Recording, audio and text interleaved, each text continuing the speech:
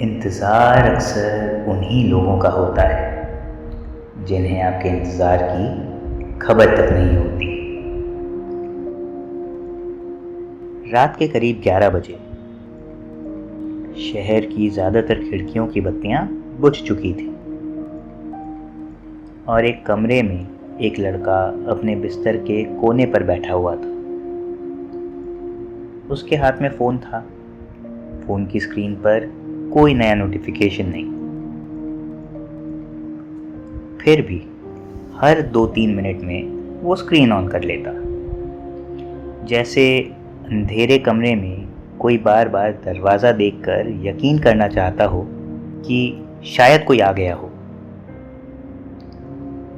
Bed के पास रखे table lamp की हल्की सी रोशनी में एक स्टील का पानी का गिलास रखा हुआ था और उसके बगल में फ़ोन का चार्जर के वायर में एक छोटी सी गांठ लगी हुई थी, जैसे कभी जल्दी में किसी ने बांध दी हो और फिर कभी खोली भी ना हो। लड़का उस गांठ को देखकर धीरे से मुस्कुराया। उसे याद आ गया, एक बार उस लड़की ने कहा था, तुम्हारी हर चीज़ तुम्हारी लाइफ की तरह ही थोड़ी उलझी हुई रहनी चाहिए। उस वक्त दोनों हंस पड़े थे। आज याद आया तो सिर्फ वो अकेला मुस्कुराया, क्योंकि कमरे में कोई और था ही नहीं। उसने फ़ोन उठाया, चैट लिस्ट खोली और फिर वही चैट, जो बहुत नीचे चली गई थी। इतनी नीचे कि उसे ढूंढने के लिए स्क्रीन स्क्रॉल करनी पड़ती थी। उसने चैट खोली, आखिरी मैसेज को देखा, फिर फ़ोन लॉक करके रख दिया, जैसे कोई रोज़ एक पुरानी सी तस्वीर देखकर वापस अलमारी में रख देता हो। कुछ देर बाद फ़ोन पर नोटिफिकेशन की आवाज़ आई। उसका दिल धड़का। उसने तुरंत फ़ोन उठाया, स्क्रीन देखी, किसी शॉपिंग ऐप का ऑफर था।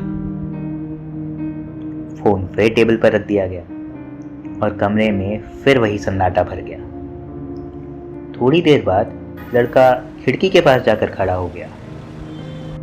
बाहर सड़क पर 1-2 गाड़ियां गुजर रही थीं। उसने धीरे से आसमान की तरफ देखा और फिर जैसे खुद से ही बात करने लगा, मैं पागल हूँ। हल्की सी हंसी उसके होंठों पर आ गई, फिर आंखें भरने लगी। मैसेज तो तुम्हें भी करना आता है, फ़ोन भी करना आता है, बस शायद तुम्हें मुझे ही याद करना नहीं आता। उसने आंखें बंद कर ली। खिड़की के शीशे पर उसका धुंधला सा अक्स दिखाई दे रहा था और उस अक्स के सामने वो लड़का खड़ा था, जो बस इतना चाहता था कि जिस इंसान को उसने इतना याद किया है, कभी उसे भी उसकी याद आ जाए। कुछ देर बाद वो वापस बिस्तर पर आ गया। स्क्रीन को एक बार फिर देखा, कोई नोटिफिकेशन नहीं। उसने फ़ोन को उल्टाकर टेबल पर रख दिया, स्टील का गिलास उठाकर 2 घूंट पानी पिया और गिलास को टेबल पर रखते हुए लैंप बंद कर दिया और फिर लेट गया। कमरे में अंधेरा था और उस अंधेरे में उसने धीरे से आंखें बंद कर ली, सोने के लिए नहीं, दुआ करने के लिए। कुछ देर तक उसके होंठ हिलते रहे।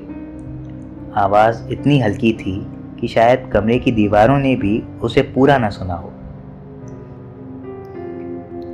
भगवान, मैं उसे कभी परेशान नहीं करूँगा, मैं उसे कभी मजबूर नहीं करूँगा। बस रोज़ एक ही चीज़ मांगता हूँ, बस एक बार उसके दिल में मेरा ख्याल डाल दो, बस एक बार उसे मेरी कमी महसूस करवा दो, बस एक बार मेरे प्यार का एहसास करवा दो, बस एक बार, प्लीज़। फिर वो चुप हो गया, जैसे बाकी की बात भगवान खुद ही समझ लेंगे। कमरे में सिर्फ पंखे की आवाज़ रह गई थी और टेबल पर वो चार्जर रखा था जिसमें वो गांठ अभी भी बंधी हुई थी, जैसे मान लो ये उसके प्यार की गांठ हो जो वो कभी खोलना ही नहीं चाहता।